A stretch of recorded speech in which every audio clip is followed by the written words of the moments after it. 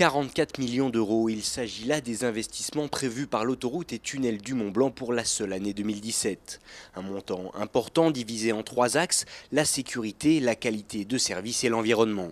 C'est d'ailleurs dans ce domaine qu'il a notamment été prévu la construction d'un écopont sur la zone de Viry et qui devrait permettre à la faune sauvage de traverser les voies en toute sécurité.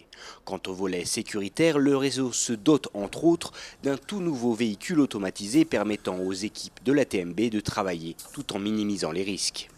Alors oui, on a cette action qui est boostée par la politique d'innovation au sein de la TMB.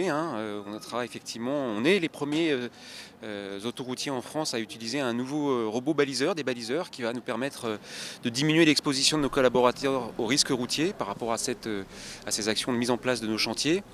Mais la sécurité, c'est aussi des chantiers importants, notamment le viaduc des Écrats qu'on va terminer en 2017, des travaux d'enrobés très conséquents, et puis des aménagements de sécurité en matière de dispositifs de retenue le long du réseau.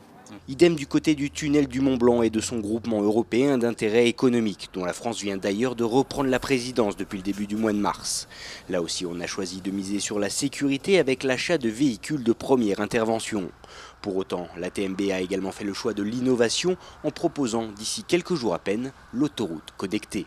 Quand on parle d'innovation au service de nos clients, c'est par exemple l'application mobile Tunnel du Mont-Blanc qui va être bientôt déployée et qui permettra à tous nos usagers d'avoir des informations en temps réel sur un smartphone ou sur une tablette concernant le Tunnel du Mont-Blanc. Des informations aussi bien de trafic que de tarification, que de conditions, les règles de sécurité. Donc voilà, c'est une concrétisation en fait de ce plan stratégique. Enfin, il faudra compter avec de nouvelles voies de télépéage, de murs anti-bruit, de panneaux à messages variables et la création de giratoires pour fluidifier les points d'accès à l'autoroute.